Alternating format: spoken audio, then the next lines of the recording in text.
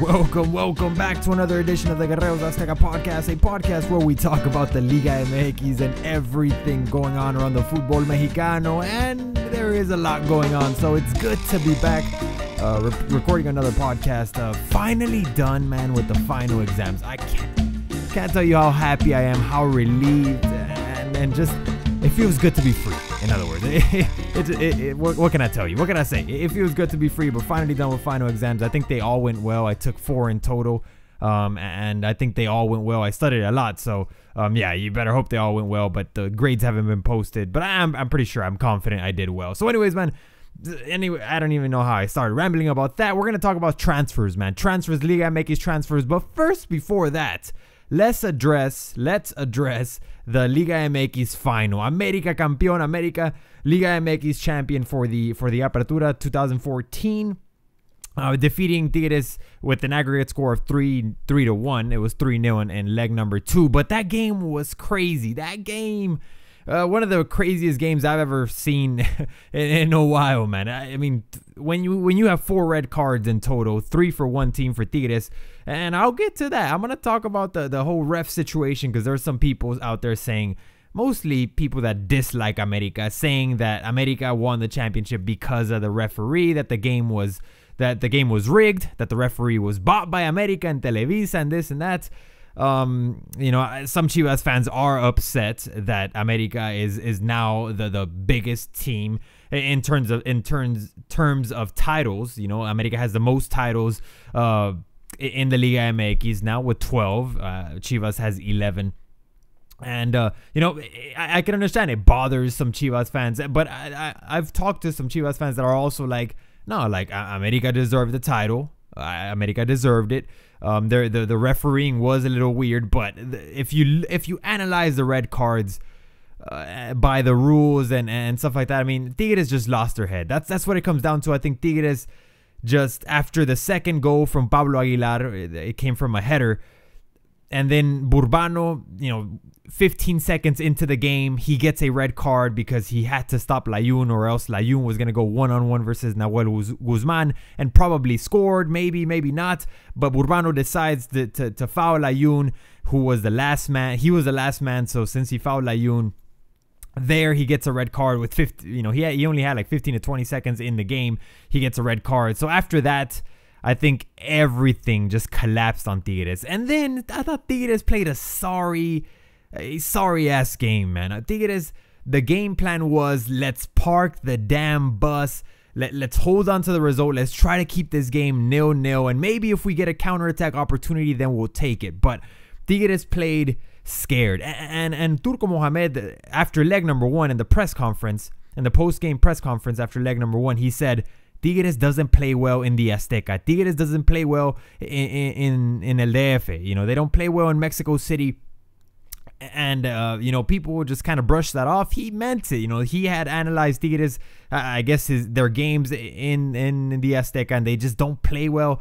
And this was a final, so there was a lot more pressure, a lot more nerves going around. So, I mean, what sucks for Tigres fans that, you know, some of them are saying it was just the refereeing, you know, that they got robbed.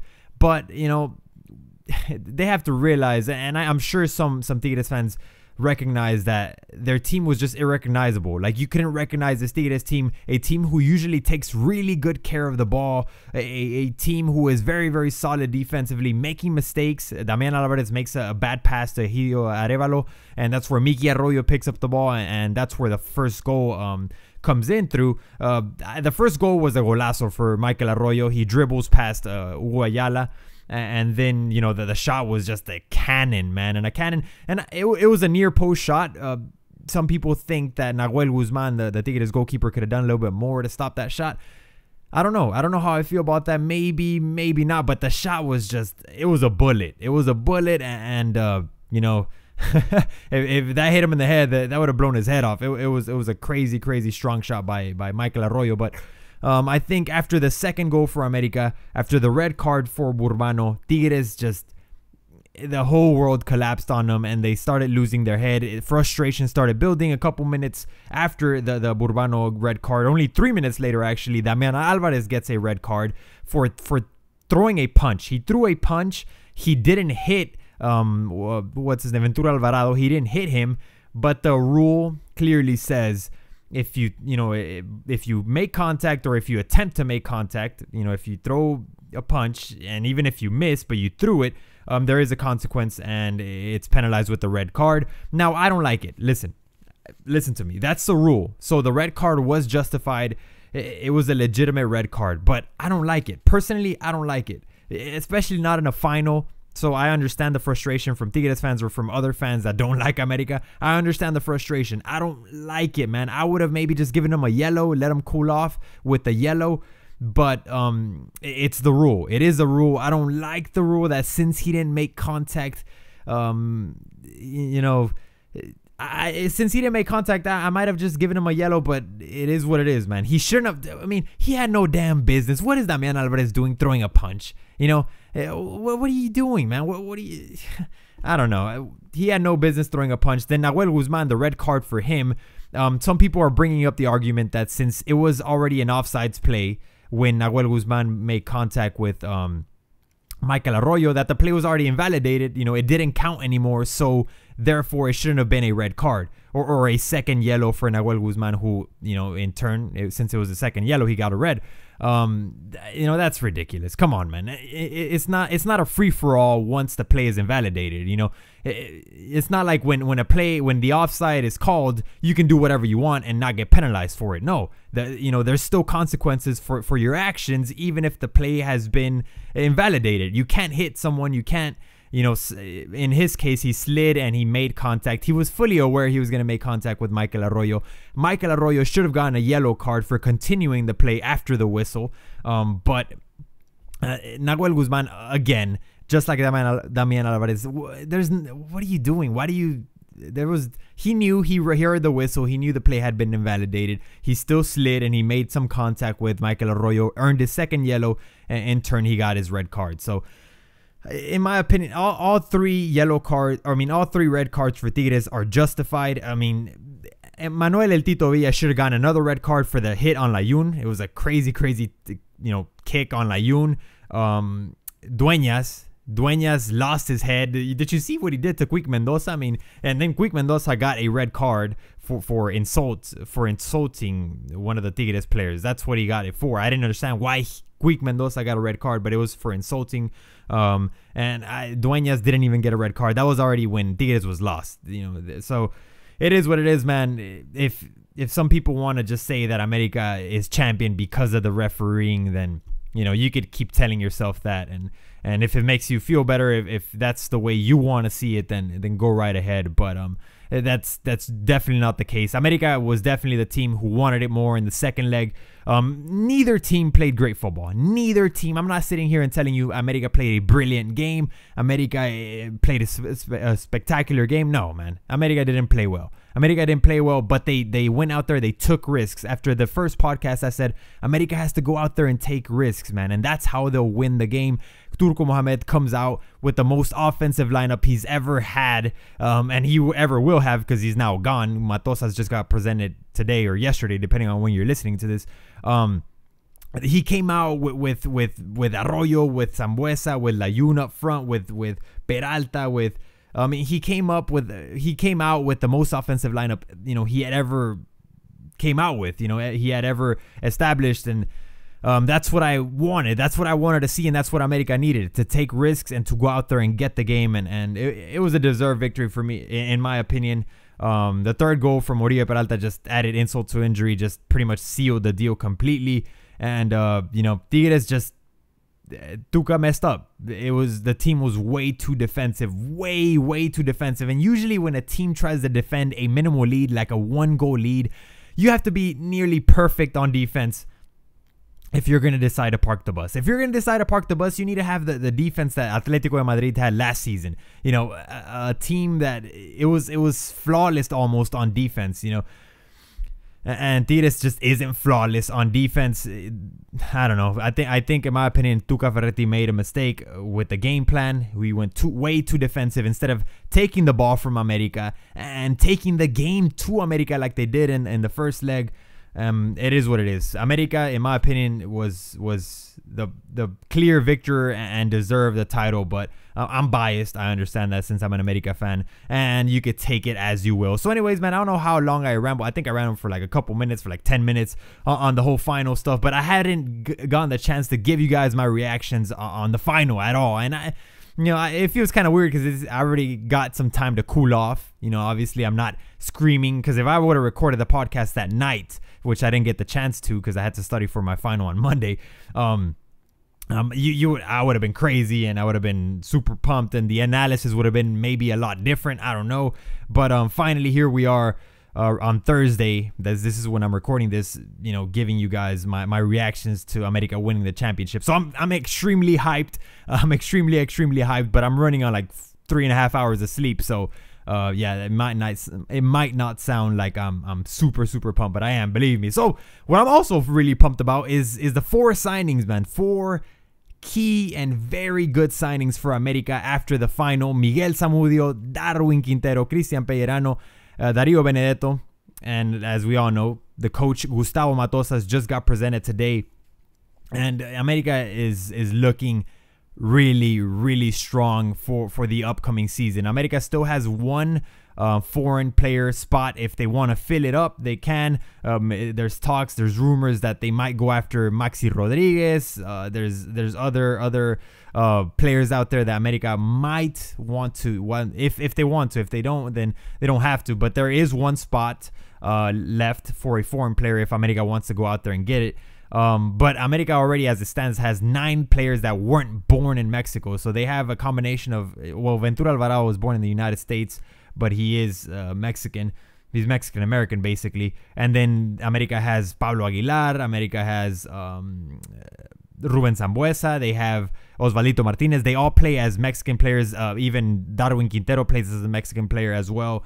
I think, does Pellerano play as a Mexican player? I think Pellerano does too. I mean, tons of players that have gone naturalized. They play as Mexicans, although they are foreign players. I don't really like that, to be honest with you. But people are acting like America is the only team that does that.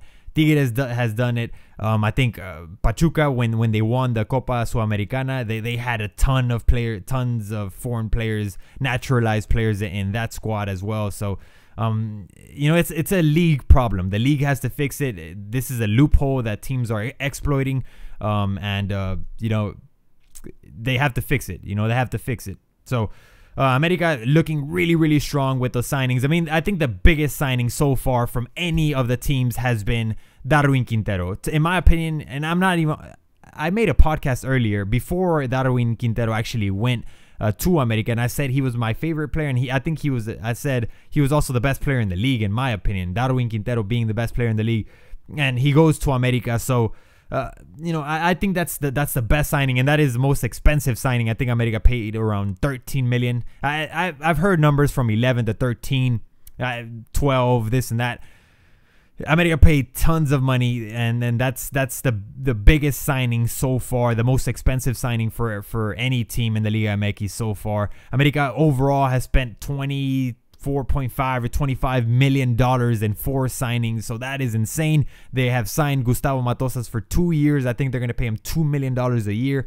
I mean, they're balling out. America is opening up the checkbook and just trying to build something for the future, trying to go out there and win the Bicampeonato, win the Conca Champions, and go to the Club World Cup and win it all. I don't know. America is planning towards the future and picking up strong signings. So the squad is looking really good. So another team that also kind of opened up the checkbook was Chivas. Surprisingly, yes, Chivas bought Isaac El Conejito Brizuela. So Chivas fans that were just desperately looking, and they had to wait so long for signings, for any signs of Chivas actually picking up players.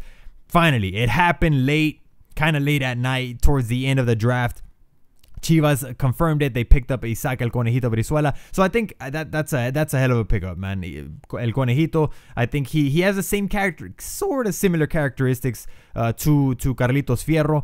But I think Isaac Brizuela is a little bit more explosive, and he has better ball control. He has a little bit better ball control. Carlitos Fierro is more of a striker, you know, not so much of a winger like El Conejito Brizuela. So I think that's a very good signing for Chivas.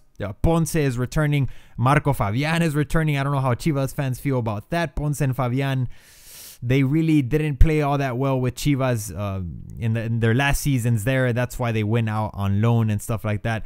So we'll see if they end up staying, definitely staying. But I think they will. I think Chivas announced that they're going to be staying there. And Chivas bringing back Eric El Cubo Torres for 6 months. The MLS loans him to Chivas for 6 months. So that's going to be big help, especially since Chivas, their two main strikers, like Aldo Enigris and Omar Bravo, just wouldn't score for the longest time, especially Aldo. Aldo Enigris is a tronco, man. I'm sorry to say it, but I would rather have Omar Bravo than Aldo Enigris. That's just me saying maybe this upcoming season he's going to have a great year, but Aldo Enigris, just to me, if I was Chivas, I would have sold him to Monterrey or something, man. I would have sold, because I heard that Aldo was asking to go to Monterrey. He wanted to leave to Monterrey, but it ended up not happening. So Eric El Cubo Torres, he's going to be great help in the attacking for Chivas, and that's also a big signing, although it's only on loan for 6 months. It's going to be big help. So among other things, Atlas picking up some interesting players. Topo Valenzuela returning home. He is from Atlas, I believe. So he goes from America to Atlas. Among other signings for Atlas, el Juan Pablo Rodriguez, Marco Silva, Carlos Ochoa. I don't know how. I don't know how Atlas fans feel about their signings. In my opinion, they're not that great. They're still going out there and looking at foreign players. We'll see who they end up picking up. Also, another team that really hasn't announced too many players and has already let go of a couple is Cruz Azul. Cruz Azul lets go of Pablo Barrera. Pablo Barrera goes to Monterrey, which is a solid signing. The thing with Pablo Barrera is that he gets hurt too fast, man. He's always getting hurt. He's made of glass. He's very injury prone. So that's the thing with him.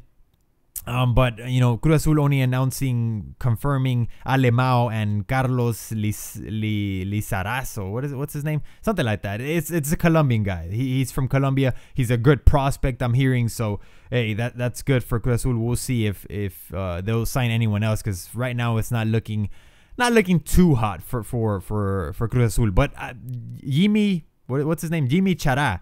For Monterrey, I'm hearing also great things about this guy, Edwin Cardona from Atlético Nacional, 2 Colombian players.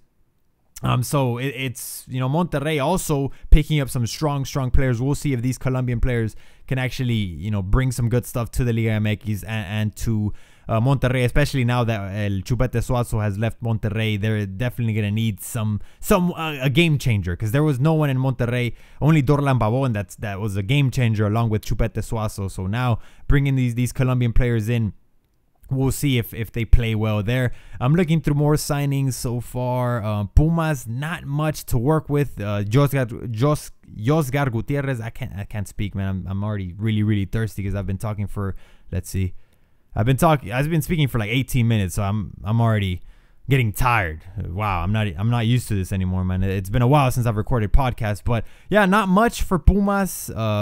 Tito Villa going from Tigres to Querétaro. I think it was a loan. I think it was on loan from Tigres to Querétaro. So Tito Villa, and also another loan to Querétaro is Gil Buron.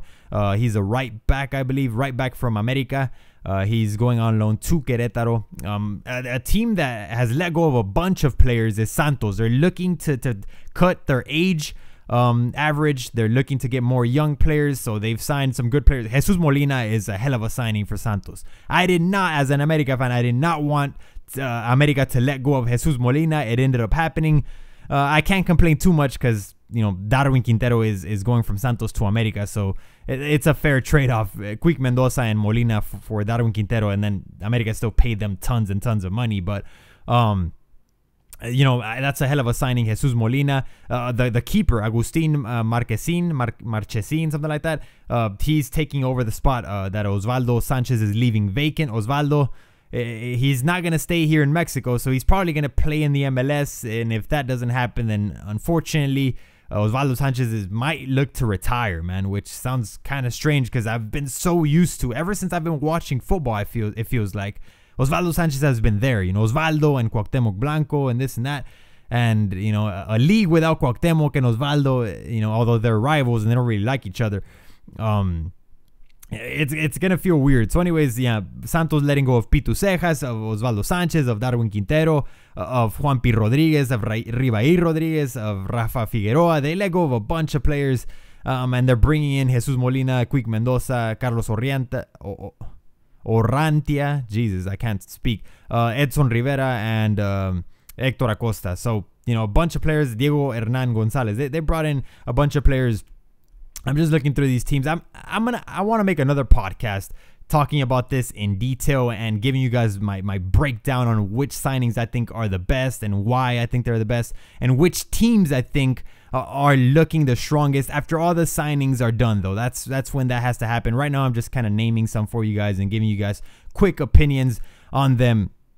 But, you know, I'm looking through these and not much to work with so far. Puebla picked up a bunch of players. Luis Gabriel Rey going to Puebla. Matias Alustiza, a player that has tons of potential and just never seems to manage to play well for good periods of time. Never seems to live up to the hype. I don't know what's going on with him, but he's going to get another shot there in Puebla. So good luck to them. They're going to need it because they're fighting relegation along with Leones Negros, along with Chivas and Veracruz and this and that. So it's going to be a good battle. And I think I've said it in the last a couple podcasts ago. I don't think Chivas is going to relegate. You know, I think they're going to find a way to turn it around. With Chepo de la Torre, with these new signings, Conejito Brizuela, maybe if Marco Fabian, now that he's going to stay with Chivas, maybe if he starts turning it up, if he lets go of the parties and focuses on football, and with Cubo Torres there, I mean, Chivas, I think they're going to turn it around. I think they're going to be fine, but we'll just have to wait and see. If Vergara just ends up firing Chepo out of nowhere, then everything's going to collapse and Chivas is going to be in some trouble. But I don't think that's going to happen. But you can expect anything from Vergara. So, anyways, man, nothing else. I'm looking through the signings. Eisner Loboa and Wilson Thiago to Jaguares. Those, you know, Jaguares was a good team this season. They were solid, not great, but they were solid. They weren't bad like past seasons. You never would see Jaguares being a very, very good team. You wouldn't see them in the Liguilla. You wouldn't see them as a contender, and this season they're on a stable road, and they didn't let go of anyone. You know, they're bringing everyone back. Eisner Loboa just went there from Puebla. Wilson Thiago is there, so with them keeping everyone and then signing these two players who are, you know, they're solid. They're solid players. I think Jaguares is going to be once again very, very good, and not very, very good. I'm exaggerating, but just, you know, strong, solid. You know, Jaguares is going to be solid for the upcoming season. So no surprises there. So anyways, man, that's pretty much all I have for you guys. Once again, I'll do another podcast sometime in the near future when the full signings, whenever the books are closed and everyone has signed their players and everything is already settled. Because right now I'm just kind of just going through the names and seeing, you know, my first impressions. But I want to give a full detailed discussion on who I think are going to be the strongest teams. America, Chivas, are they going to be up there in the table, not only fighting for relegation but also being contenders and getting into the Liguilla now with this new squad or with these new players, because it's not really a new squad, with these new players that they brought in. Cruz Azul, I think they're going to turn things around after the horrible last season. I want to make a podcast and giving you guys my full opinions on each and every one of the teams. You know, that's going to take a while, but I took up a good chunk of space and time talking about the Liga MX Final in this podcast. So anyways, man, thank you guys so much for watching. Hey, hit the like button if you want more podcasts like this, and I'll keep making them, man, because I just got out. Like I said, I just finished my final exam today, so we're going to have a lot more time here this Christmas break, so I'm definitely down for recording more podcasts. So anyways, expect more. Thank you guys so much for watching, and I'll catch you guys on the next one. Peace out, bros, and as always, que viva el fútbol.